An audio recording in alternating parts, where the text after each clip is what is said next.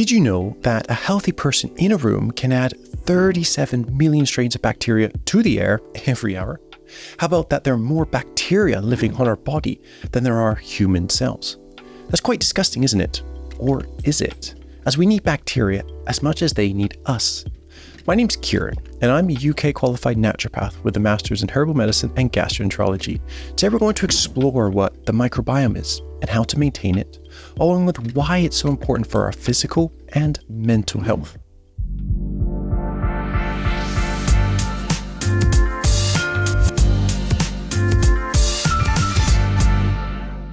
In the early 2000s, the microbiome was discovered. Now, if you're unfamiliar with this term, it's a society of microorganisms like bacteria, fungi, and viruses that live in harmony all over our body. Apparently, on a bacterial level, for a baby, there are 10 times more bacteria than there are human body cells. But with our exposure to various antibacterial agents like antibiotics, chlorine in tap water, the bacterial levels will drop over time. And then when we reach adulthood, our bacterial levels are almost equivalent to the amount of human body cells. So about a 1-to-1 is what they're finding now. Overall, though, it's very incredible, isn't it? The largest amount of our microbiome is found in our gut, as there's 10 to 100 trillion strains of bacteria which have been identified so far. So you may be wondering, how do we acquire this microbiome? Well, it first begins in the mother's womb. When the baby's in there, it will interact with the placenta and the amniotic fluid. And this is where they theorize that some of the microbes from the mother get passed down to the baby that way. Now, next is the birthing process. And that is one of the most important steps I find, as vaginal birth is shown in studies to be superior over a C-section due to the newborn being exposed to vaginal fluid that contains lactobacillus family and fecal matter. That's the bifidobacteria family. I'll talk about these beneficial bacterial families later on in the podcast. But when we're looking for, at C-section babies, they've actually shown to have more hospital bacteria and bacteria from the mother's skin. And due to this lack of beneficial bacteria, the studies have noted that there's an increased risk for these children to have more allergies, asthma, and possible autoimmune conditions. Now, understandably, there are moments when the birthing process becomes complicated, and that's where a C-section is absolutely needed.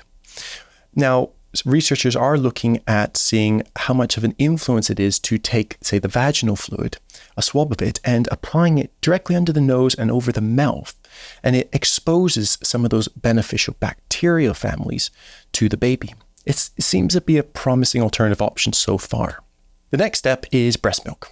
And that's another vital step too. So at the beginning for breast milk, we've got mother's first milk, also known as colostrum. That happens in the first few days. It's a very thick, yellowish milk, and it contains a lot of vital components like beneficial bacteria, prebiotics to feed the good bacteria, various factors to boost the immune system, and then the various others nutritional components like fats, protein, minerals, and vitamins just to fortify and strengthen the newborn. After several days, mature milk comes in, and that's going to just shape the microbiome with all its nutritional components in it. If you're struggling with breast milk production, you should check out my podcast on goat's rue. It's another fantastic herb for increasing breast milk production. The last important step is being exposed to the outside world. So everything from like pets, mud pies, to even different foods are all defining factors for strengthening the microbiome. You may find this interesting actually, but a 2022 study found that introducing small amounts of peanut oil to a 12-month-old infant lowered the risk of developing a peanut allergy. Now, a child has up to the age of 3, that's what they're saying in the research, that it takes that amount of time for the microbiome to become completely established with permanent strains of bacteria that will last with us throughout our entire lifetime, which means that we cannot add any new strains in later on. However, we can kill them off completely with antibiotic agents. Now, recent research has surfaced claiming that when we go through puberty, the microbiome can change slightly, but it is still early stages in understanding what occurs. I also want to mention that these different strains of bacteria that we encounter at the first part of our life live throughout all different parts of our gut. But the appendix is a vital sac that is shown to store extra permanent strains of bacteria. So that means that, if we get food poisoning and a lot of our good bacteria are wiped out due to this, the appendix is there to help release our good bacteria back into the gut to repopulate and regain that healthy balance. I've always heard about this appendix being a pointless tissue, but I guess it's more than that. For decades, we have been fearful of bacteria due to their ability to potentially kill us. It makes sense, especially back in those days. But the identification of good bacteria has significantly changed our perception of bacteria. Now, when it comes to the microbiome, multiple scientists have stated that a healthy balance is 85% good to 15% commensal. Commensal means that there are bad bacteria that can live in small concentrations in our gut, but do no harm to our body. Now, when it comes to good bacteria, let's see where they typically live. So in the small intestines, this is where the majority of our nutrients are absorbed here. The lactobacillus family typically occupy this tissue. Now, their primary purpose is to create an antibacterial agent to reduce other foreign bacteria from growing there. So it could be bacteria from our food or even bacteria which gets trapped in our saliva in our mouth from when we swallow it.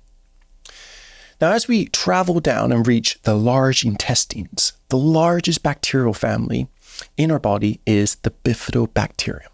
This family is so diverse that they are responsible for a plethora of activities like creating more energy from the food we consume, manufacturing certain vitamins like vitamin B and K, strengthening the gut barrier, boosting the immune system, breaking down toxins and other cancer-causing chemicals, processing bile acids. This helps turn our poop brown.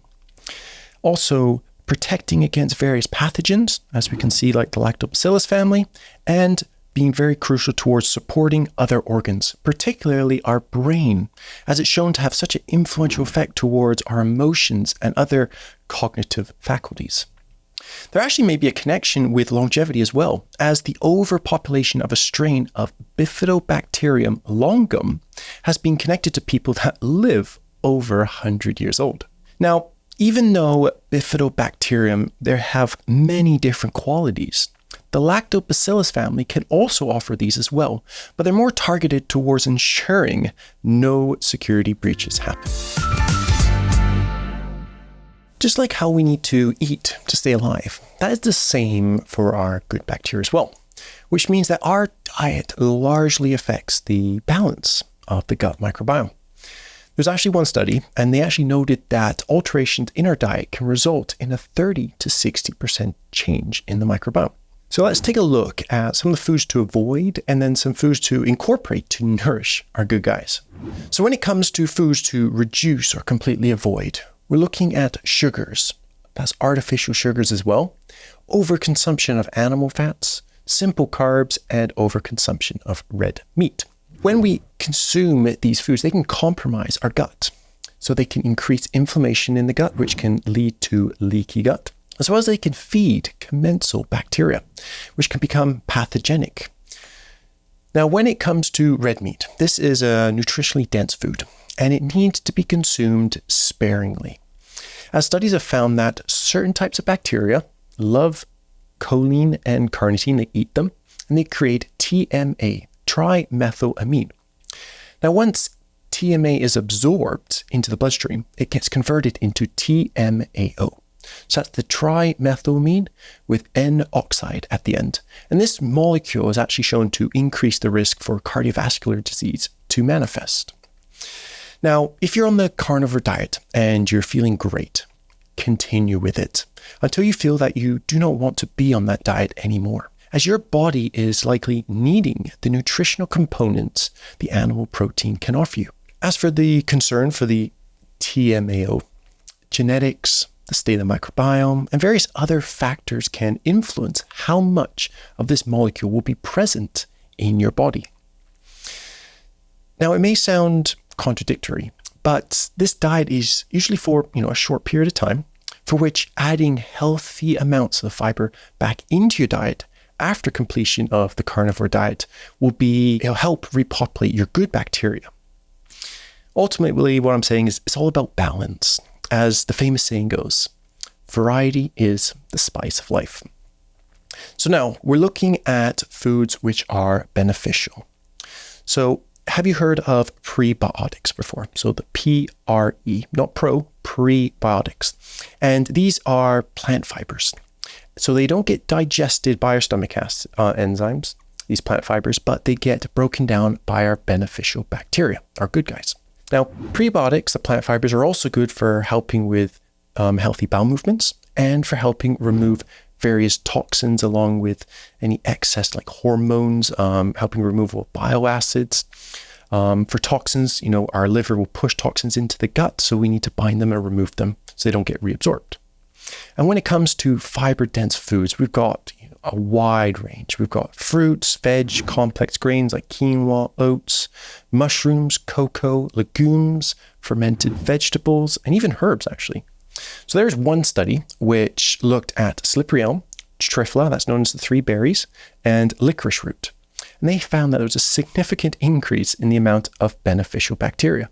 24% for trifla and slippery elm, and 45% for licorice root. That's incredible. Now, if you struggle in your diet with consuming enough fiber, inulin and apple pectin are some great supplementary choices. When we're looking at inulin, it's actually one of the first prebiotics to be discovered. Guess what herb it was discovered in? If you thought elecampane, you're right. This is a strong lung herb. Now, besides feeding our good bacteria, inulin is shown to help with a wide range of other areas as well, such as reducing constipation. So when it comes in contact with water, it swells up. It lowers blood sugar levels, particularly our fasting blood sugar levels, by 8.5%. Reduces blood fats, so it drops our total cholesterol by 12.9% and our triglycerides by 22.2%. Shown to increase our HDL, our good cholesterol, by 35.9%. That's a good one. And also, it's great for making you feel fuller. So it curbs your appetite. So great for helping with losing weight. Apple pectin is one of those ones which I wanted to bring up because it's great for binding to radioactive particles in the intestines. So it was used extensively after the Chernobyl nuclear plant meltdown. Great binder for other agents as well, any toxins in the gut, and another valuable one as a prebiotic for our good bacteria. When we look beyond plant fibers, we've got organic red wine, olive oil, kefir, and yogurt. Now, they may have very small or even no fiber in them, but they have shown to positively influence the microbiome as well. Red wine, small amounts as well. I'm not encouraging, glasses. When we feed our good bacteria, they can bless us with various byproducts. So let's take a look at what our body can gain from these microbes that live rent-free in our gut. Different short-chain fatty acids are produced during the fermentation of prebiotics, those plant fibers, by beneficial bacteria, particularly which, are in the colon. Now, when it comes to the most abundant short-chain fatty acid, that is going to be acetate. And this is shown to help with regulating pH in the gut, controlling appetite, increasing energy to the tissues, as well as feeding bacteria, particularly another type of bacteria known as butyrate producing bacteria. When it comes to propionate, we're showing to regulate cholesterol and blood sugar metabolism, modulating the immune system, anti-cancer qualities, as well as offering reduction in inflammation, which is great for reducing the progress in cardiovascular disease. The last one is butyrate. It's so valuable that even some health food companies have made it into a supplement. I've even had several clients consume it for their inflammatory bowel conditions, and they actually notice huge changes in their quality of life. So this acid is so therapeutic, and it's due to its ability to boost energy towards the tissues in the intestines, so great for helping repair them quicker. It reduces gut inflammation, modulates the immune system, protects the brain against certain conditions like Alzheimer's and Parkinson's. It improves non-rapid eye movement sleep. So great for helping get that restored sleep. Offers anti-cancer properties, particularly towards colon cancer cells. So if you're wondering how do we increase these short-chain fatty acids, it's simple. Add more fiber into your diet. Beyond short-chain fatty acids, our gut bacteria can also supply us with various other therapeutic substances as well. Certain bacteria can create B vitamins and vitamin K through specific nutrients present in the gut. So take, for instance, like kale. Kale's got K1 in it, and when a certain type of bacteria eats K1, it can create vitamin K. That's the same for when tryptophan, an amino acid, is present, it can generate B3, which is also known as niacin. And that can also happen with various other B vitamins as well, not just only B3. Actually, now that we're talking about tryptophan, did you know that 90% of serotonin is created in the gut, along with 50% of dopamine and small amounts of glutamate and GABA? So when it comes to creating these neurochemicals, we're going to first look at serotonin. So the cells in our gut are known as enterochromaffin cells, also known as EC, and they're responsible for manufacturing serotonin. So when a certain strain of bacteria interacts with them, it can manipulate the gene and result in an increased production of serotonin to occur. For glutamate and GABA, when we consume foods with glutamine like protein, seafood, and dairy, specific types of bacteria can release certain enzymes to convert the glutamine into glutamate, and then glutamate gets converted into GABA. This was actually recently discovered several years ago in a study. For dopamine, there's a similar process involved. So when we consume tyrosine, which is another amino acid, our stomach enzymes convert it into L-DOPA. L-DOPA interacts with bacterial enzymes, which then results in the creation of dopamine. So this is why some probiotic supplements are called psychobiotics, as they contain some strains of bacteria that are capable of boosting these neurochemicals to help with our mental health. Now, ensuring that our gut is low in inflammation is very, very important, as once these neurochemicals are created, they need to be absorbed into our bloodstream, which means that if our gut is inflamed, they cannot be absorbed and they stay in the gut, which then can affect our mental health. With the 23 years of knowledge that we have gathered about the microbiome, I'm excited to see what else we will discover, as it's obvious that we need bacteria for a healthy body and mind. But if you think differently, well, studies have actually observed mice which are germ-free. That means devoid of all, bacteria, viruses, and everything else. And they found that these germ-free mice were susceptible to a multitude of conditions, including infections, autoimmune diseases, metabolic disorders, allergies, inflammatory conditions, neurological disorders, malnutrition, and an increased risk for cancer. Even with us understanding bacteria as either beneficial or pathogenic in our body, I foresee the same to happen with viruses actually, because we actually have 10 times more viruses in our microbiome than bacteria. These viruses are not like your common cold and flu viruses, but viruses that can interact with our bacteria. Who knows, maybe in the future we will be consuming a capsule of viruses to combat antibiotic-resistant bacteria. If you're interested in obtaining some of the herbs I mentioned above, feel free to check out HERBAMAMA, as they have inulin, mimosa pudica, and dandelion root available to help keep your good guys strong and abundant. Now remember, it's always important to consult with your doctor or natural health practitioner before adding any supplement into your routine, particularly if you're on any medication, are pregnant, or have a medical condition. Share your thoughts below and stay tuned for more fascinating insights into how herbs can benefit our body. Also, don't forget to like, share, and subscribe to all of our other channels. See you next time.